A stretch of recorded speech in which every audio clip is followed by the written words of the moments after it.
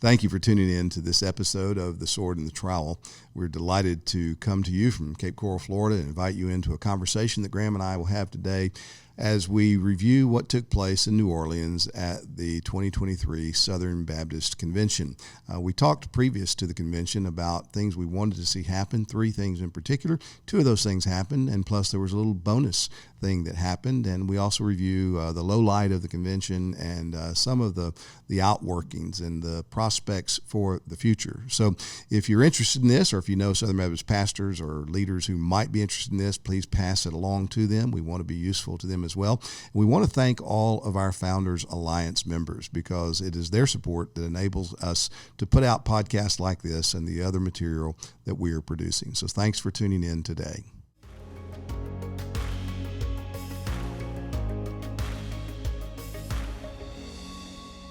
Welcome to the Sword and Trowel podcast. The Sword and Trowel is a podcast of Founders Ministries, and Founders exists for the recovery of the gospel and the reformation of local churches. I'm Tom Ascol. I'm Graham Gunden.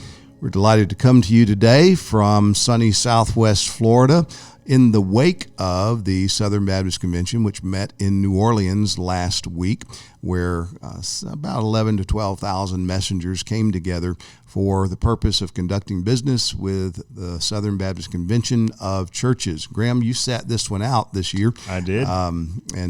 We had missed a great you. week. Yeah, we missed you there in New Orleans, and God willing, next year we'll be back together at the convention in Indianapolis. But what we wanted to do today is just kind of debrief a little bit. Our elders have done this a little bit already here at the church, and we had, I think, 9 messengers that went from our church, and Founders team was there, IOPT was there, and there were a lot of good things that happened. So we thought we'd just talk through some of that today and let people get our perspective on what took place last week in New Orleans. My question, Tom, what cafe did you and the Secret Cabal meet in, and do you still have the napkins? Don't have the napkins. I didn't even make it to Cafe Du Mont. No. I can't say that of everyone on our team because there was a foray into the French Quarter to get the beignets there and drink some coffee, but I was the recipient of the takeout. So I did actually get my fingers white with powdered sugar. So that was fun. And we enjoyed some nice meals, some shrimp and grits. I think I ate one time too. But it was overall, I think I walked away from this Southern Baptist Convention more hopeful than I have the last few, maybe the last 3 or 4 at least. So, I'm grateful for that because there were some good things that happened. We had talked on a podcast prior to the convention about 3 things that we were very much concerned about seeing take place, and 2 of those 3 took place, plus there was a bonus that nobody expected. The Lord is gracious. I know. God always does exceedingly abundantly above all we ask or think. So the one thing that didn't happen that I wish would have happened is that Mike Stone had been elected the president. When Mike was willing to let himself be nominated, he knew that he was running an uphill race because of all kinds of things, not the least of which is just the custom that a president who fulfills his first term is usually just granted by common consent a second term. Now, that's not required. You do have to be elected to every 1-year term as a president of the SBC, but you can serve 2 terms, one back to back to each other. And in modern history, typically that's been done. It's not unprecedented to be challenged, and sometimes there's been some very close votes in those challenges. But since the conservative resurgence kind of gained a foothold in the mid-90s or so, we just haven't seen much of this. And so when Mike agreed to do that, to let his name be put into contention for the presidency, he knew he was going uphill. But it gave him a platform to talk about concerns. And again, he wasn't out there slamming Bart Barber, who served the first year as president. He was just saying, I see things that are an existential threat to the convention. And Bart doesn't see it that way, but Mike does, and I think Mike's vision of what's going on and what is facing us is clearer than Bart's. What are some of those major threats that Mike has brought up. Yeah, well, it's the inroads of all of these false ideologies in the world. It just seems like the convention has begun to play footsies with and open the door to various ideas, not the least of which is radical feminism. Now, the radical feminism that's making its way into the SBC isn't manifesting itself, maybe I ought to say yet, the way that it is in the broader culture. Right. It can't. It wouldn't survive. No, it wouldn't at all because it'd be too obvious. But many of the arguments that have been made for women pastors, when you hear Rick Warren, who stood up on the floor of the convention and made his impassioned appeal about how he'd been wrong, and he repents to all the women that he had not treated well in his misunderstanding and thinking that the Bible teaches that only qualified men can serve as pastors of churches. Well, what is that? It's not exegesis. I mean, for Rick Warren to say for 53 years he misinterpreted the Bible, and now there are 3 or 4 passages that he's come to see differently that tell us, require us to have women pastors, including the Great Commission. How do you serve as an evangelical pastor and misinterpret the Great Commission for 53 years? Right. I mean, if that's true, you ought to sit down and just be quiet for a while and reevaluate everything about your life and ministry if you've misunderstood that for 53 years. But the arguments that he makes, they're not grounded in Scripture. They're grounded in cultural sensitivities, and you can just almost hear the echoes of what's going on in the culture. And Mike recognizes that.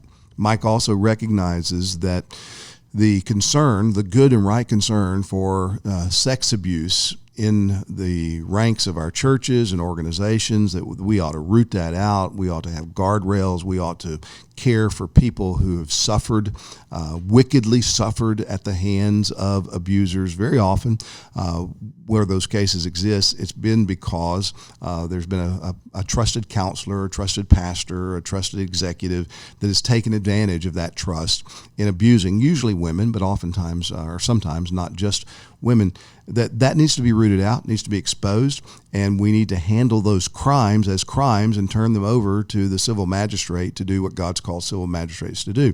Mike recognizes that the right concern about that we've been talking about the last few years has been hijacked, again, by ideological forces that have nothing to do with the gospel of Jesus Christ or the Word of God, and are really trying to bring about a power play. And there's a whole movement just trying to deconstruct Western civilization, of which the Church of Jesus Christ has served a pretty significant role in perpetuating godliness and righteousness in the civil arena. And that there's a better way to handle these issues than the way that has been proposed. Certainly better than hiring a company that promotes LGBTQIA plus ideologies in their marketing and saying we're allies, proud supporters, and now we're going to help you with your sex abuse issues. Yeah. Mike realizes that's bad. If you've got a perverted view of sexuality, how could you help one figure out their sex abuse issues? Exactly.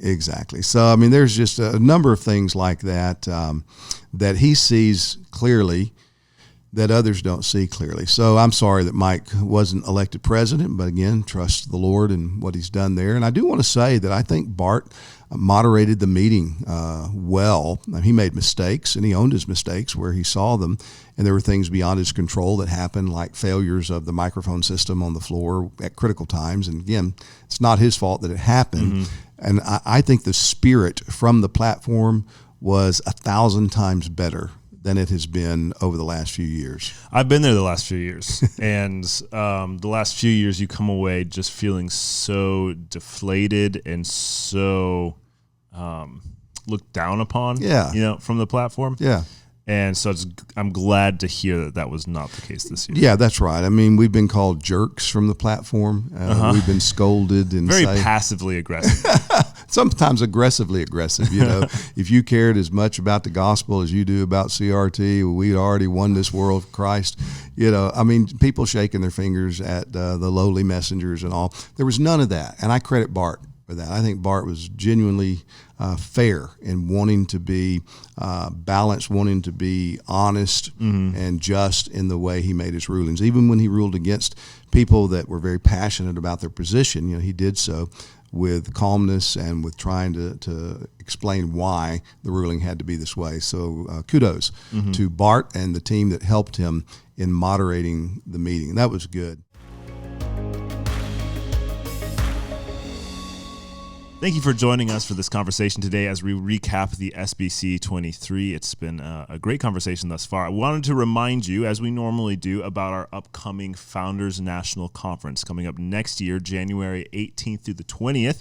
And it is the best theme that you could have for a conference, and it is Remembering Jesus Christ. So it'll be a conference on Christology. Every year is just incredibly encouraging, wonderful fellowship, wonderful time with like-minded believers. Tom Ascol will be there speaking, Conrad and Bayway, Joel Beakey, Phil Johnson, and Travis Allen will be our speakers for the conference this year. We also are going to have Spanish translation there live at the conference and then also via live stream. So if Spanish is your first language and you'd like to listen to it using your first language, you can do that.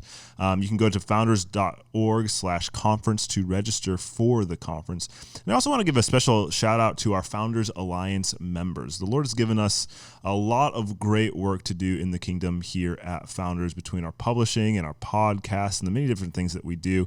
And it's only possible through the Founders Alliance members. And I want to invite you to come on board with us. You can do so by going to press.founders.org/fam in order to join the Founders Alliance membership. There are different levels that you can join and provide for us financially, either monthly or annually. And we'd love to have you come on board and be a part of the team.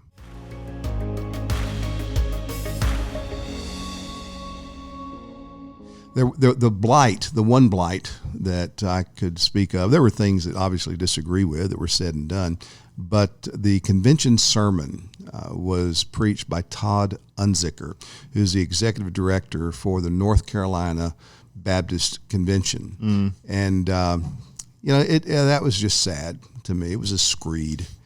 He didn't deal with the text. He had a bunch of really funny one-liners, and he was taking shots at people. He took shots at Founders. Right. People have texted me, and they've some have been very offended, on my behalf because they felt like he was going after me directly. And, I've got a history with Todd. We've communicated a lot since 2019. I knew him even years before that when he was involved in ministry up in the Panhandle of Florida, and there were some challenges there that I tried to help with. So I've known him for a long time, but it became apparent to me over the last few years that he and I just shouldn't even communicate anymore because we don't have the same standards of how communication ought to take place. He did find a way to communicate with you, though. Yeah. From the pulpit at the SBC. One-way communication. But I want to say, look, I'm not offended. I mean, it doesn't offend me, the things that he said. He referred to the cheaply made synodoc, and so that has resulted in... what is that synodoc? Well, yeah, I mean, how many synodocs do you know of? I mean, I think Knox coined that language whenever we produced By What Standard, the synodoc. And it was very well known at the time, and still is. We released it at the end of 2019. It's received upwards of 500,000 or so views. I don't know how many thousands and thousands of Blu-rays and DVDs that we have sent out. In fact, we're going to start giving away. We're going to put a free CD in every order that you make for Founders. If you buy anything from Founders from now till end of July, let's just give them another CD. We'll put a free CD in there in the name of Todd Unzicker. Thank you, Todd, for spreading this. And when he says CD, he means DVD or Blu-ray, right? DVD, yeah, I'm sorry. We're cassette tape, an 8-track tape. We're going to send you. Yeah, we're going to send a DVD to you, not a CD. But it's funny. I went and looked, and the views on YouTube. It's on different platforms, but on YouTube, the views have gone up since Todd's sermon last week. And I read a couple of comments this morning. Let me read one of them to you. It said, "This cheaply made synodoc," so you heard that at the convention, "helped completely open my eyes to what was happening in evangelicalism. So grateful for Founders Ministries." And here's another one. "Shout out to Todd Unzicker for reminding me that I needed to watch this documentary. It was excellent and prophetic, hitting all the right notes. Thank you to all who made it." So anyway, we're grateful for that. God will use that for good. And I'm sorry that he got so nasty and so personal.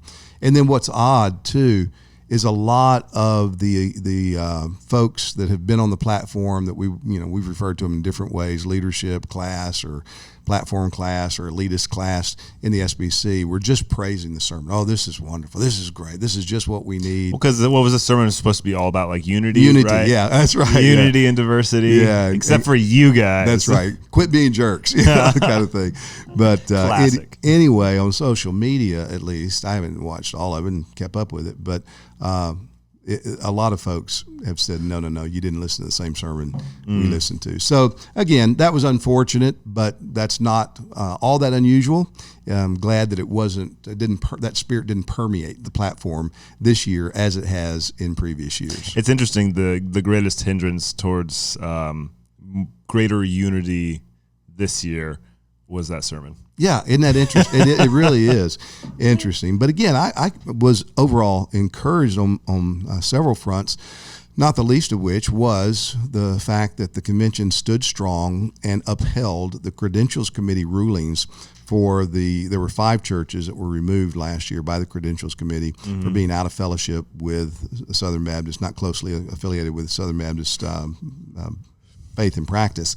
And Rick Warren petitioned in behalf of Saddleback, and there was Fern Creek, their woman pastor in Louisville, petitioned, and then there was another man from another church who petitioned in behalf of their church for a sex abuse issue, not for woman pastors. But Rick Warren obviously was the most anticipated speech. And one thing Bart did, rightly so, was say, look, messengers, you get 3 minutes. Robert's Rules of Order. You get 3 minutes. At 3 minutes, you'll get a tap on the shoulder. At 3 minutes and 10 seconds, your mic will go silent.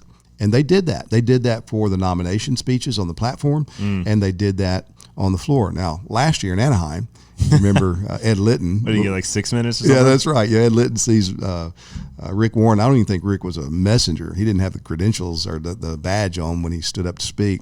But Ed Litton just let him go as long as he wanted to. And so he spoke 6 or 6.5 minutes or so and got a standing ovation by many. Well, this year he's up there and he's giving his speech, and at 3 minutes he gets tapped on the shoulder, and at 3 minutes and 10 seconds his mic goes silent and his lips are moving. Oh, man. And bad look. It's a very bad look. And praise God, that was right. Yeah. That was the right. And that happened not just to him, it happened to others. And so the vote was 88% to keep them removed, 12% that he swayed.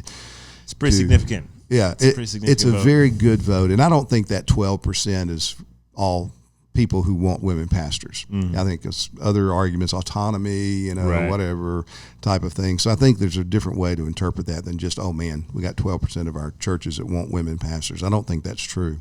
But we do have, Rick said in his research, they identified nearly 2,000 churches in the SBC that have women pastors. Well, then American Reformer did a different study, taking some of that information, taking some of Mike Law's information that he compiled, and they concluded the same thing, that there are probably about 2,000 women pastors. And then the pastor of Fern Creek said she's been serving as a pastor in the Southern Baptist Convention for 35 years. Right. So, when NAM gets up to say we don't have a problem with egalitarianism, when people get up to say we don't have an issue here when it comes to women pastors, right, I mean, it's just so false. It is really false. I was with a group of pastors that met with some convention leaders in 2018, and they looked us in the eye and said, we do not have a problem with women pastors in the conventions. It may be 50 or so. And, so again, these things are being uncovered, and rightly so.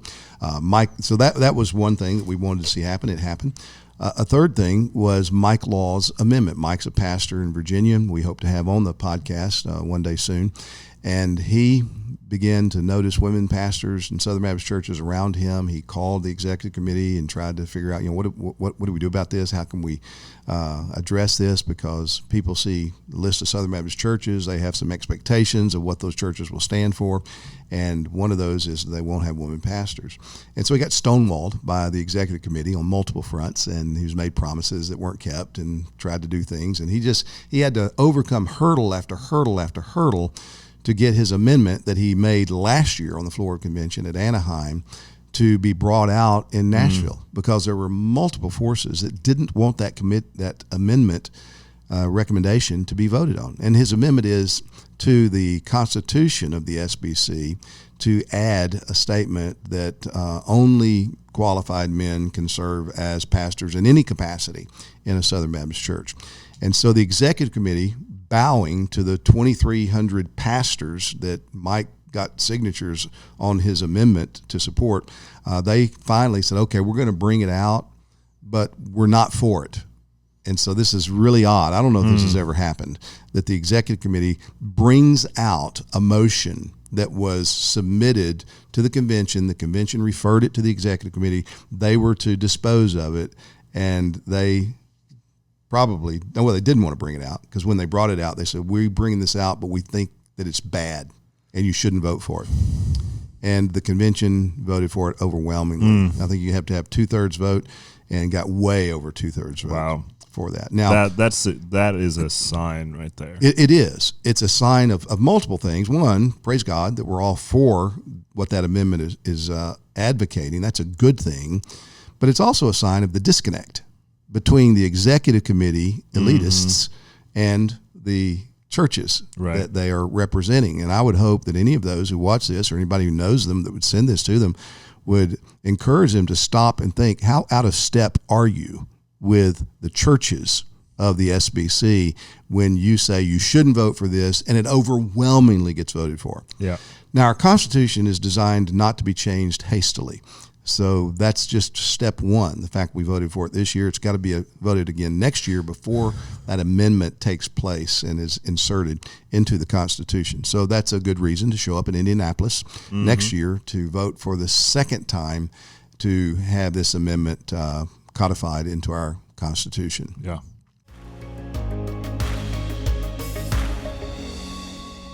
Well, we have talked about our Synodoc by what standard, and it has been talked about at the Southern Baptist Convention, that cheaply made Synodoc. There's been a wonderful benefit to so many, including myself, as we think about evangelicalism and the Southern Baptist Convention. We are giving that Synodoc away in every purchase from here until the end of July. You will receive a hard copy of By What Standard in your order. But we're not going to stop there. We wanted to do a special summer sale for all of you folks. And so we are going to be giving 25% off the entire Founders Store between now and July 4th. 25% off everything. I mean, you can load up your cart with some of Renahan's new books and other things. You can get a By What Standard t-shirt. Make sure that you use the code BWS25. By What Standard, BWS25 when you check out.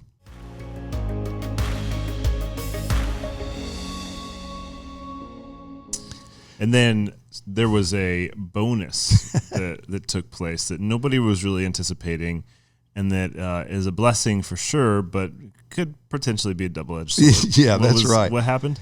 Yeah, I was debriefing with our team and some other pastors on Wednesday night after the convention, and I brought this up. I said, wasn't it interesting that we actually voted to change the Baptist Faith and Message?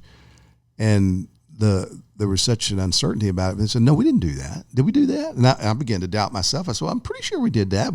So we had to go and actually find it, and we did. And I can't remember the gentleman's name, but there was a motion made during the times of motions that we add the language elders and bishops to pastors in the article that says pastors, or the role of pastors, limited to men. So in two places in that article, elders, pastors, and bishops are now, those words, which the Scripture uses interchangeably, right? Those words are now part of the Baptist Faith and Message. And so when it came time to vote, usually those kind of things get kicked to the executive committee. The executive committee comes back the next year. No, we just decided, it's not a good idea. That's what's happened. I mean, there's been several times that I can think of in recent history. Michelle Lindsay is one, I think, made a motion, or no, it wasn't. It was Lewis Richardson's mother who did this. Lewis is a pastor in Louisiana, and she just wanted to add "and function," that the role or the office and function of a pastor. And that got kicked to the executive committee and never came out. So the fact that this made it to the floor was odd. And the messengers looked at it and said, well, yeah, duh. And they just voted for it. And so we changed our confession of faith in a not real thoughtful way, but it's a good change. But it's bad because you don't want to change your confession that simply, quickly, easily. Yeah. So hopefully there are people who realize that, who both agree and disagree with the change. And I believe there will be a coming together to say, you know what, we need to make it harder to change our confession of faith rather than just a simple majority vote on the floor of the convention. Yeah, it seems to me that it would be proper to have a measure like that, which we have for the Constitution, that you have to have 2 consecutive votes to change the Constitution. It seems like that would be proper for the confession as well. Yeah, I agree. I agree wholeheartedly with that, or something like that. So I'm sure that'll be mitigated and remediated in the future going forward. Now, I heard that there was, J.D. Greear, in the spirit of his ancestors, all came to the mic at one time to make a motion, and it was quite the pomp and circumstance, as all those former presidents were there. So what was the motion that was made? Yeah, it's funny that 5 of the former recent presidents of the SBC gathered around a microphone, and people were taking pictures, and folks are saying, are these the heads of the families, or what? They're trying to touch the hem of their garments. Yeah, what are they doing? And then James Merritt represented them and spoke, and he made a motion that there be a task force appointed by the president of the convention to study what it means to be closely aligned with the SBC. And this is basically the motion that Adam Greenway wanted last year in Anaheim that got shot down. And can you say... No, can we talk about Adam Greenway's espresso maker? Well, we'll save that for later. Yeah, that'll be another podcast perhaps. But I will say I think there were some people that went to Southwestern and asked if they could have an espresso, at the booth in the convention hall. But anyway, this motion was made and it passed, and so I'm sure Barbara will this year appoint a blue ribbon committee to study this and bring back a recommendation. The concern that many have is that this is an end run around the Mike Law amendment. And that's my concern too. Mm-hmm. Some of the language that has been put up on social media after the convention, here's why we need this, because there are women saying there's no place for us in the convention and all. So I hope it'll get shot down. I hope whatever the committee comes up with, if it's anything different than what we have, if they're trying to enlarge the understanding of that it'll be shot down. But hopefully there will be a committee appointed, and they'll just say, no, this closely aligned means you got to agree about only qualified men can serve as pastors in our churches. Another thing that's happened in the aftermath is people have accused Mike Law, this pastor out in Virginia, faithful man. I've known Mike for years. He's a humble man. He doesn't seek the limelight, spotlight about anything. He wants to pastor his church, but he just got a burden for this. And when he got stonewalled, he started researching and began to do more and more and more and more and more. Put together this incredible amount of research, got other pastors to sign on to it, and has made a difference in the direction of the SBC, God willing, if we do it again next year. Well, people have come after him now. In fact, he sent me a text yesterday. He had waiting for him yesterday at church, his church, a bouquet of balloons with a little card, and somebody had said, congratulations on cherry picking the Bible to lead the SBC in the wrong direction. When will you get out of the 20th century and get up with the 21st century? Just snarky kind of stuff. Well, I want to go back to the 14th century. That's right. Let's go back to the first century. So online, there's this Beth Allison Barr. I think she's a professor at Baylor, and she's accused Mike of doxing women because he got a list of women pastors. Now, Mike got all this stuff from public record. I mean, he didn't hire an agency to go in. Wait a second. He publicized information about people that was previously seen? Oh, it was public. Yeah, okay. He took the websites of these churches that said, here's our woman pastor, and he just made a list of them. And now then they're all offended because people know, that he's telling folks that this is who I am. This is who our church is. He drove traffic to our website. It's ludicrous. But anyhow, she's made this big string, about how horrible he is. And of course, then Karen Swallow Pryor jumps on board, and this is what she said: making a public list doxing and targeting women in churches with whom you have doctrinal disagreements is the opposite of both Baptist polity and godly male headship. It shouldn't take the women in laity to say so, but here we are. Isn't that a joke? Yeah, well, that's the thing, though. I mean, so much of that side of the convention they just rely upon emotional manipulation like that. Exactly. And it's silly. It's very silly.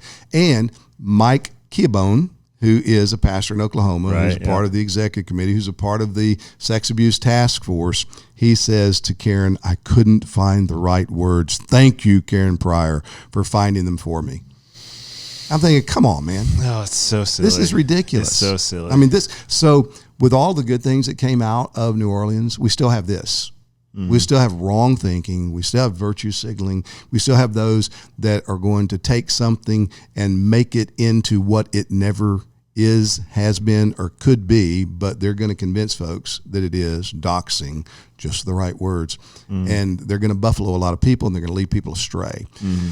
So, our elders have talked a little bit about this, but people have asked me in New Orleans and since New Orleans, so you staying in the convention, you stay in the convention. Well, look, we've stayed in to try to fight for what is right for a long time, and there are more reasons now to be hopeful about that. We need to get this amendment to the Constitution passed finally next year, and next year's an open election for president, and so hopefully we can get a man elected who sees the issues more clearly and is willing to address things more directly than perhaps Bart sees and has been willing to address, and that's a good thing. So I would encourage churches, man, if you stayed in thus far, I don't think anything happened in New Orleans that would cause you to say, yeah, this is just a bridge too far, final straw, we got to get out. There, again, some unfortunate things happen, said and done, but you compare this convention to the last 5 or 6, and I would say there's reasons to be hopeful. Maybe a little foothold has been gained. And our elders at our church have looked at our relationship with the SBC very clearly, and open-eyed, and very critically for years. Mm-hmm.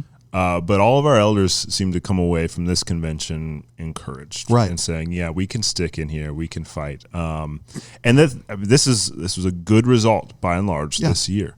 This is a situation, again, returning to the patient undergoing surgery. This is a surgery that was successful. We have to get the patient stable. Patient's not stable yet. We have to get the patient stable. But then even after that, we got to get the patient healthy. That's right. And so there is a lot of work. There's still a lot of issues in the convention, ecclesiastical issues, moral issues, philosophical and doctrinal issues all over the place. Right. But we got to take them one step by step. Yeah, and don't be undone by the personal shots that were taken. Mm-hmm. So what? We follow a master who was crucified. Right. So if you're going to get all uptight because somebody said bad things about you, you're not thinking real well. And so I would just encourage all folks that feel that way to not let that deter you from the bigger issues, the bigger cause, and thinking rightly about these things. So that's kind of our wrap on the SBC 23, and we thank God for all the good things that were done. The commissioning of more than 70 missionaries was moving, as it is always. Some of these going to countries that they couldn't disclose exactly where they're going, and listening to some of the stories of how God found these people and saved them and directed them into that course was good. Renewing friendships, relationships with folks was always good, and I did some of that as well.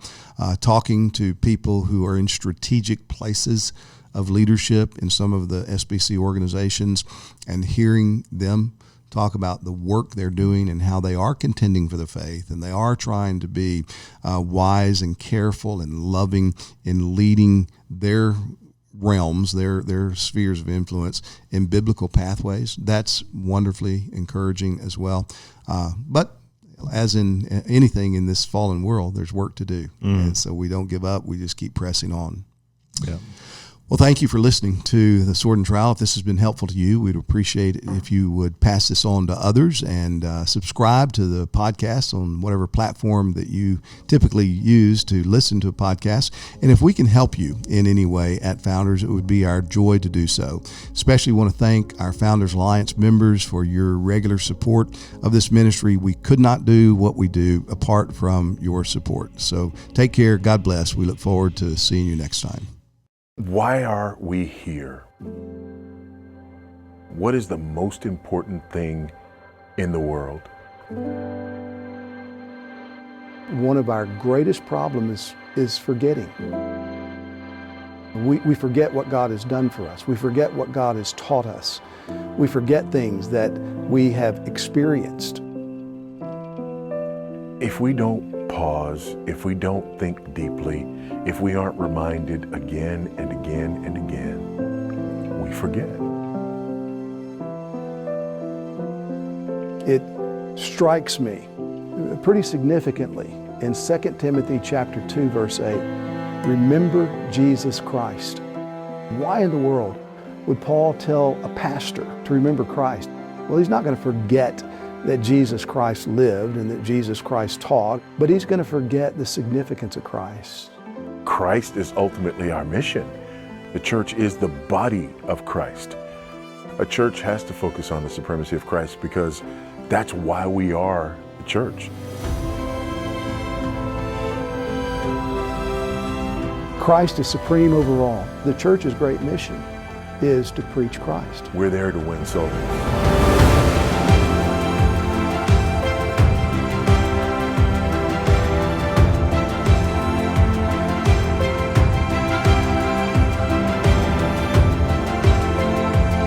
There to advance Christ's kingdom. The problem with the world is not that they don't agree with me. The problem is that they don't bow the knee to Christ. So that's why we're going to gather, to specifically, explicitly focus on the supremacy of Christ, to do our best to remind each other of the centrality of Christ, the beauty of Christ, the glory of Christ. So join us in Fort Myers, Florida, January 18th through 20th, 2024, as we focus on Jesus Christ. I hope to see you there.